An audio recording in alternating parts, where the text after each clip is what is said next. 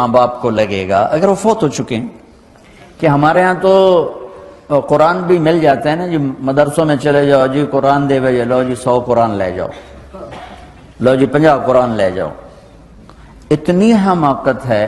مولوی صاحب ذرا چھوڑا نو گل دے جی ماں جی واسطے قرآن پڑھا ہونا ہے. چھوڑا دی ماں تو نہیں مری، میری ماں مری. ہمارے ایک رشتہ داروں کے نا وہ تھا ختم، والدہ فوت ہو گئی تھی تو میں بھی گیا ہوا تھا، تو بچے باہر بیٹھے سگریٹ پی رہے اور مدرسے کے بچے بلائے ہوئے تھے کمرے میں قرآن پڑھنے کے لیے. میں کہا چلو میں بھی، میرے نانکیں چوئی، میں کہا چلو میں بھی تھوڑا قرآن پڑھ لوں. میں جا کے قرآن کھول کے پڑھنا شروع کر دیا. تھوڑی دیر بعد مجھے محسوس ہوا کہ یہ بچے قرآن نہیں پڑھ رہے. میں نے جب دیکھا تو وہ نیچے ایک چھوٹا سا ریڈیو پڑا تھا، اس میں انڈیا پاکستان کا کرکٹ میچ ہو رہا تھا، اس کی کمنٹری چلتی اور وہ سارے وہ سن رہے تھے بیٹھے. اور جب ان میں سے کوئی آ جاتا تو شروع ہو جاتے ذالک الکتاب لا ریب فیہ ھدی للمتقین الذین یؤمنون بالغیب. جب وہ چلے جاتے کیڑا آؤٹ ہوئے، کتنے سکور ہوئے. 1 گھنٹہ یہ تماشا ہوتا رہا اور میں بیٹھا دیکھتا رہا. 1 گھنٹے بعد جا کر کہنے کہ جی قرآن مک گئے، وہ کمنٹری مک گئی ہے. ہن کی ثواب گیا اما نو؟ کمنٹری دا ثواب گیا، قرآن دا ثواب تا نہیں گیا. کیونکہ اس پاگل نے خود ماں کے لیے پڑھنا تھا، اس نے ماں کے لیے بھی کرائے پہ قرآن لے لے.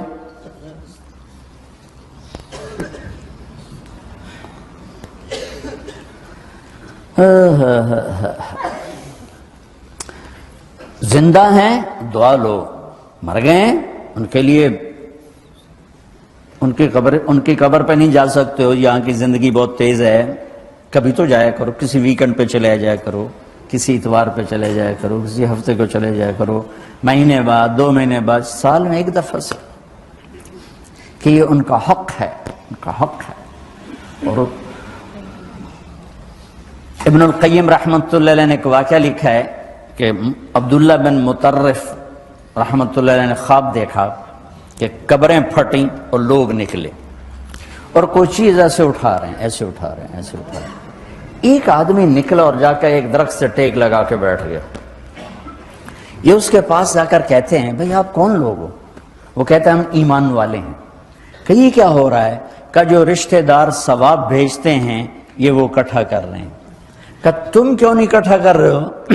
کہ میرا بیٹا حافظ قرآن ہے، 1 قرآن روزانہ ختم کر کے مجھے بھیج دیتا ہے، تو میں نے پرچون دی لوڑ نہیں رہ جاندی، میرا تھوک دا کام. کہ تیرا بیٹا کیا کرتا ہے؟ کہ اس کی مٹھائی کی دکان ہے بازار میں.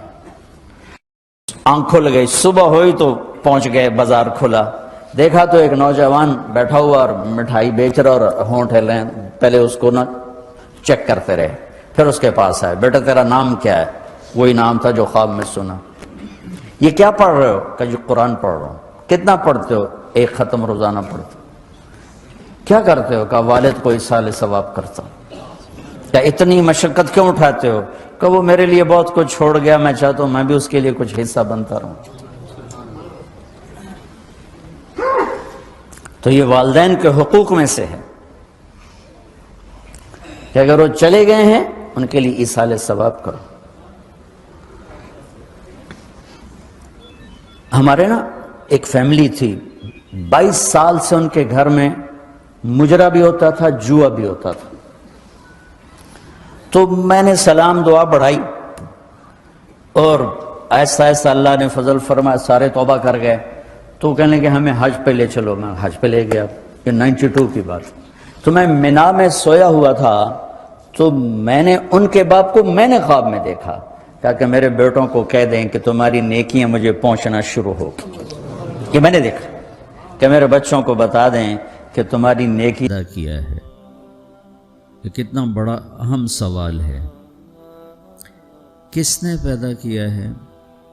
کیوں آگے؟ کیوں مر جاتے ہیں؟ مر کے کہاں چلے جاتے ہیں؟ بھاگ دوڑ لگی ہوئی ہے کمائیوں کی، کماتے کماتے کماتے کماتے ایک دم سب چھوڑا اور جا کر قبر میں سو گئے. جیسے میتھمیٹک کا قاعدہ ہے کہ بڑے سے بڑے عدد کو زیرو سے ضرب دو تو وہ زیرو ہو جاتا ہے. 1 ملین انٹو زیرو زیرو، اور 1 بلین انٹو زیرو زیرو، اور 1 ٹریلین انٹو زیرو زیرو. تو بھائیو، جو کچھ آپ بناؤ گے یا میں بناؤں گا، جو کچھ آپ کماؤ گے یا میں کماؤں گا،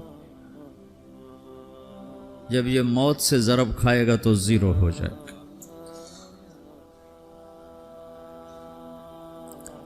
عزت، شہرت، دولت، بلندی انٹو موت زیرو. گمنامی، فقر، ذلت، پستی موت سے ضرب زیرو. حکومت، وزارت، صدارت موت سے ضرب لگی زیرو. جھونپڑا، بیماری، غربت ضرب موت زیرو. میں مکہ میں تھا جب ملک فہد مرحوم فوت ہوئے. ملک فہد کی بڑی خدمت ہے مسجد نبوی اور حرم کے لیے. تو عصر کے بعد جنازہ تھا غائبانہ، تو وہاں اعلان ہوتا ہے الصلاۃ علی المیت. جب وہ جنازہ ہوتا ہے تو کہتے ہیں بھائی میت کی نماز کے لیے سب تیار ہو جاؤ. تو میرے ذہن میں تھا کہ آج ان کا بادشاہ مرا ہے، اس کو کیا کہیں گے. تو عصر کے بعد میں کان کھڑے کر کے بیٹھا ہوا تھا کہ اب یہ کیا اعلان ہوگا. ہر نماز کے بعد تو ہم اعلان سنتے ہیں الصلاۃ علی المیت، مردہ کی نماز پڑھو. بھائی میں آج ملک فہد کا جنازہ ہونے لگا ہے تو کچھ تو لمبے چوڑے ساتھ ملائیں گے آگے پیچھے. تو بڑی حسرت ہوئی جب کانوں میں یہ آواز سنی الصلاۃ علی المیت، میت کی نماز. مرتے ہی سارے ٹائٹل اڑ جاتے، وہ ملک ہو، وزیر ہو، مولانا ہو، پروفیسر ہو، ڈاکٹر ہو، انجینئر ہو، لائر ہو، وہ بزنس مین ہو، وہ سائنسدان ہو، لیکن جب موت کے ساتھ ضرب لگتی ہے تو زیرو ہو جاتا. اسی وقت سارے ٹائٹل زیرو ہو جاتے. اور گھر والے کہتے ہیں ڈیڈ باڈی اٹھاؤ، ڈیڈ باڈی اٹھاؤ. کوئی نہیں کہتا ابا کو اٹھاؤ، کوئی نہیں کہتا اماں کو اٹھاؤ، کوئی نہیں کہتا بھائی کو اٹھاؤ. میت اٹھاؤ بھائی، میت اٹھاؤ بھائی، ڈیڈ باڈی اٹھاؤ بھائی.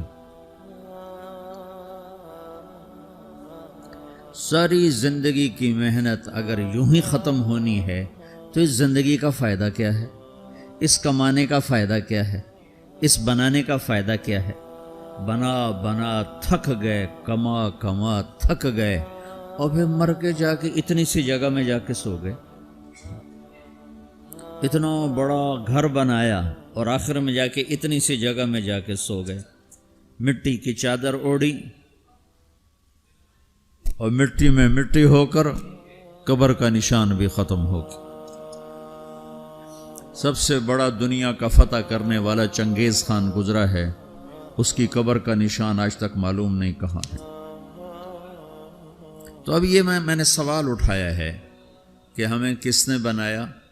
حجاج بن یوسف کو عمر بن عبدالعزیز نے دیکھا جہنم میں آنتیں پھٹی ہوئی ہیں، پیٹ پھٹا ہوا، آنتیں نکلی ہوئی ہیں، اور ایسے گدھے کی طرح چکر کاٹ رہا ہے. تو پوچھا کیا حال ہے؟ کہا بس ایمان کی آس پہ پڑا ہوں کہ کبھی تو اللہ جنت میں ڈال دے گا.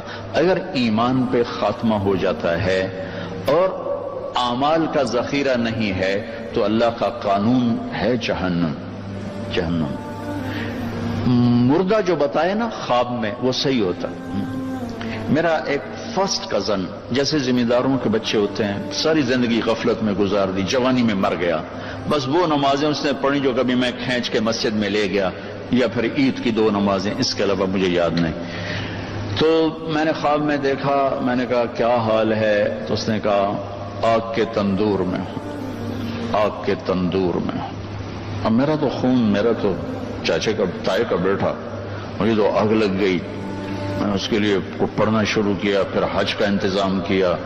تو حج کے بعد جب واپس آیا تو پھر مجھے نہیں خواب آیا، ایک اور ساتھی کو خواب آیا کہ طارق میاں سے کہو تمہارا تحفہ مجھے مل گیا. وہ جو میں نے حج کروایا اس کی طرف سے. تو اللہ تعالیٰ کا فضل ہے کہ اس نے یہ بھی رکھا اس امت کے لیے کہ مرنے والوں کے لیے ایصال ثواب کرتے رہو تو ان کی بخشش کے سامان بن جاتے ہیں. تو اگر ایمان ہے اور عمل نہیں